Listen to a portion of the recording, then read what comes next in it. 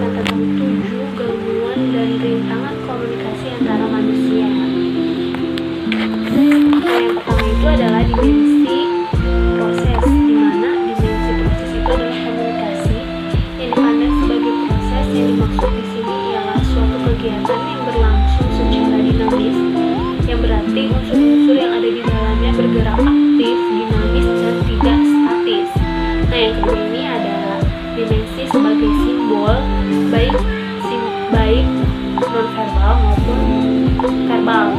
Dalam semua konteks komunikasi, di mana segala sesuatunya memerlukan dan menggunakan simbol.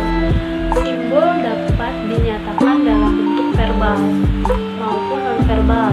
Dalam setiap daerah, lingkungan, atau kumpulan tertentu, simbol dapat berbeda-beda sesuai tempat di mana digunakannya simbol tersebut.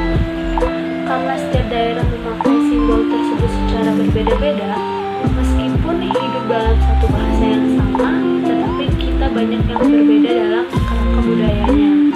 Nah, komunikasi nonverbal itu sendiri adalah proses komunikasi di mana pesan disampaikan tidak menggunakan kata-kata. Contohnya, komunikasi nonverbal ialah menggunakan gerak isyarat, bahasa tubuh, ekspresi wajah, dan kontak mata, penggunaan objek seperti pakaian, potongan rambut, dan sebagainya. Simbol-simbol tersebut serta cara berbicaranya seperti intonasi, penekanan, kualitas suara, gaya emosi, dan gaya berbicara. Nah, yang dimaksud dengan objek ini adalah komunikasi yang pada umumnya paling umumnya adalah penggunaan pakaian. Orang sering dinilai dari jenis pakaiannya yang digunakannya, walaupun ini dianggap termasuk salah satu bentuk. Misalnya, orang lebih sering menyukai orang lain dengan cara berpakaian yang menarik. Selain itu juga dalam wawancara pekerjaan, seseorang dengan berpakaian yang rapi itu lebih cenderung mudah dapat mendapatkan pekerjaan daripada orang yang tidak berpakaian rapi. Contoh lain dari penggunaan komunikasi objek adalah seragam sendiri. Nah, contohnya itu adalah seorang polisi yang menggunakan seragamnya merupakan salah satu bentuk komunikasi objek. Tanpa dia berbicara bahwa beliau adalah seorang polisi, dengan kita melihat beliau menggunakan seragam polisi, kita pun tahu kalau beliau adalah seorang polisi. Nah, selanjutnya itu adalah gerak tubuh. Dalam komunikasi nonverbal, kinetik atau gestur adalah gerak tubuh meliputi kontak mata, ekspresi, isyarat, dan sikap tubuh. Gerak tubuh juga biasanya digunakan untuk menggunakan suatu kata atau frasa. Misalnya mengangguk untuk mengatakan iya, untuk mengilustrasikan atau menjelaskan sesuatu, menunjukkan perasaan. Misalnya memukul meja untuk menunjukkan kemarahan, untuk mengatur atau mengendalikan jalannya percakapan, atau untuk melepaskan ketegangan. Nah, selanjutnya itu adalah sentuhan. Haptik adalah bidang yang mempelajari sentuhan sebagai komunikasi nonverbal. Sentuhan dapat termasuk bersalaman, menggenggam tangan, sentuhan di punggung, mengelus-elus, pukulan, dan lain-lainnya. Masing-masing bentuk komunikasi ini menyampaikan pesan tentang tujuan atau perasaan dari sang penyentuh. Sentuhan juga dapat menyebabkan suatu perasaan pada sang penerima sentuhan, baik positif ataupun juga negatif. Selanjutnya itu adalah komunikasi verbal. Komunikasi verbal itu adalah komunikasi di mana pesan disampaikan secara lisan ataupun tertulis menggunakan suatu bahasa. Bahasa di sini adalah seperangkat kata yang disusun secara terstruktur sehingga menjadi kalimat yang mengandung arti. Nah, contoh dari komunikasi verbal ini melalui lisan dapat dilakukan dengan menggunakan media. Contohnya, seseorang bercakap-cakap melalui telepon, sedangkan komunikasi verbal melalui tulisan dilakukan dengan secara tidak langsung antara komunikator dengan komunikan. Proses penyampaian informasi dilakukan dengan menggunakan berupa media surat, tulisan, gambar, grafik, dan lain-lainnya. Nah, yang ketiga ini ada di selanjutnya. Yang ketiga itu adalah dimensi sebagai sistem.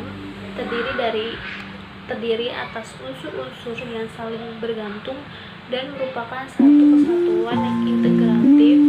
Sistem didefinisikan sebagai suatu aktivitas di mana semua komponen atau unsur yang mendukung saling berinteraksi satu sama lain dan menghasilkan tampilan. Dengan kata lain, sistem adalah seperangkat komponen serta unsur-unsur yang terhubung dan saling bergantung satu sama lainnya, serta tidak dapat terpisahkan. Jika salah satu komponen tidak dapat berfungsi secara baik, maka sistem itu secara otomatis tidak dapat berjalan secara normal sebagaimana mestinya. Ini berarti semua komponen selain harus berinteraksi juga harus saling dapat berfungsi secara optimal sebagaimana mestinya. Jika dikaitkan dalam proses komunikasi, dapat dikatakan bahwa komunikasi adalah suatu sistem yang dimana tercermin dari unsur-unsur yang mendukungnya sebagai suatu kesatuan antara komunikator, pesan, media, komunikan, dan timbal baliknya, feedback. Jadi sebuah proses komunikasi tidak akan berlangsung dengan baik jika salah satu unsur di dalamnya tidak dapat berfungsi dengan baik pula. Bayangkan, jika komunikator, pesan, dan komunikan berfungsi secara baik, tetapi dalam proses pesannya yang disampaikan melalui media atau channel yang tidak efektif, maka tidak akan tersampaikan pesannya secara baik juga. Nah, selanjutnya itu adalah 7 gangguan dan rintangan komunikasi antara manusia. Nah, yang pertama itu adalah gangguan teknis, yaitu gangguan jaringan telepon, gangguan saluran televisi, radio. Nah, gangguan teknis ini terjadi jika salah satu alat yang digunakan dalam berkomunikasi mengalami gangguan, sehingga informasi yang ditransmisi melalui saluran mengalami kerusakan atau channel loss.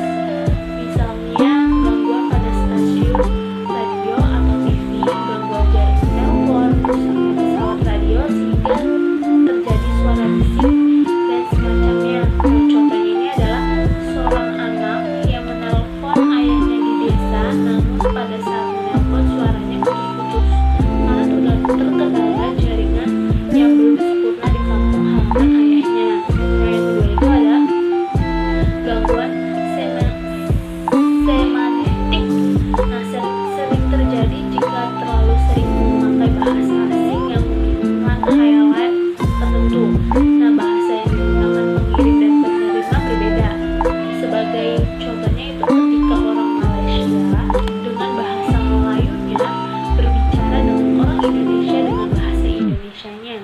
Bahasanya mirip, akan tetapi ada beberapa kosakata yang memang tidak dimengerti kedua belah pihaknya. Nah, selanjutnya itu yang ketiga ada gangguan psikologis. Bisa terjadi karena kecurigaan kepada sumber situasi hati yang sedang tidak baik. Sebagai contohnya itu adalah seseorang yang sudah tidak percaya kepada pacarnya, sehingga meskipun pacar menjelaskan sesuatu, dia banyak menerka-nerka bahwa pacar ini berbohong. Nah, selanjutnya itu selanjutnya dari rintangan fisik. Tidak berfungsinya salah satu indera pendengar, contohnya seseorang yang menderita tunarungu, kesulitan berkomunikasi dengan sesamanya atau anggota keluarganya. Nah, selanjutnya juga ada rintangan kerangka berpikir. Nah, kerangka berpikir terjadi karena perbedaan latar belakang pengalaman pendidikan. Contohnya seseorang dengan lulusan S2 dengan seseorang lulusan SMP membicarakan sesuatu tentang politik dan tentunya cara penanggapannya berbeda dan bisa menimbulkan perdebatan. Nah, selanjutnya itu adalah rintangan status. Bisa karena status jabatan yang berbeda atau atasan dengan bawahan. Contohnya bawahan yang merasa ragu ketika memberikan ide kepada atasannya karena takut kalah terhadap atasannya. Nah, yang terakhir ini adalah rintangan budaya. Karena adanya perbedaan norma, sebagai contoh adanya perbedaan kosakata di bahasa Sunda yang tergolong tersebut termaksud lembut.